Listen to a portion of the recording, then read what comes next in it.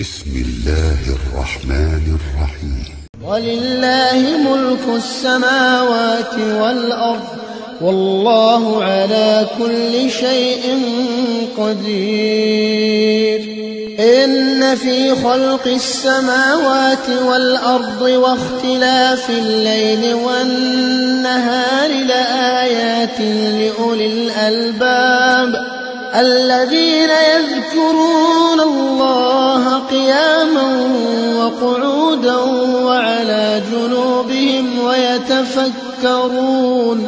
ويتفكرون في خلق السماوات والأرض ربنا ما خلقت هذا باطلا سبحانك فقنا عذاب النار. ربنا إنك من تدخل النار فقد أخزيته وما للظالمين من أنصار. ربنا إننا سمعنا مناديا ينادي للإيمان أن آمنوا بربكم فآمنا.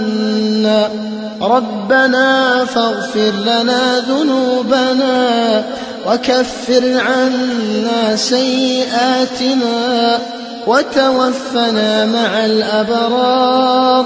ربنا وآتنا ما وعدتنا على رسلك ولا تخزنا يوم القيامة إنك لا تخلف الميعاد.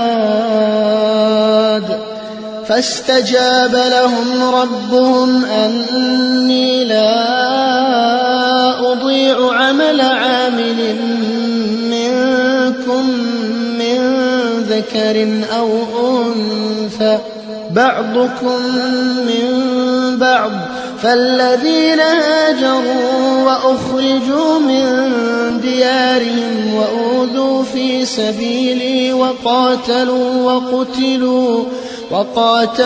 وقتلوا لأكفرن عنهم سيئاتهم ولأدخلنهم جنات تجري من تحتها الأنهار ثوابا من عند الله والله عنده حسن الثواب.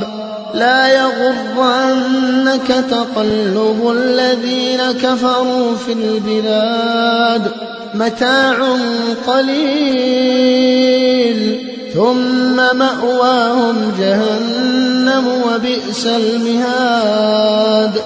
لكن الذين اتقوا ربهم لهم جنات تجري من تحتها الأنهار خالدين فيها نزلا من عند الله وما عند الله خير للأبرار.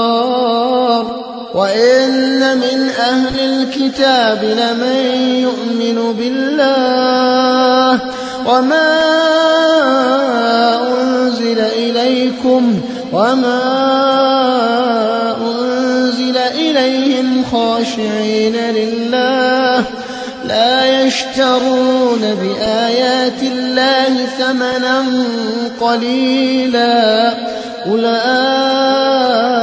لهم أجرهم عند ربهم إن الله سريع الحساب.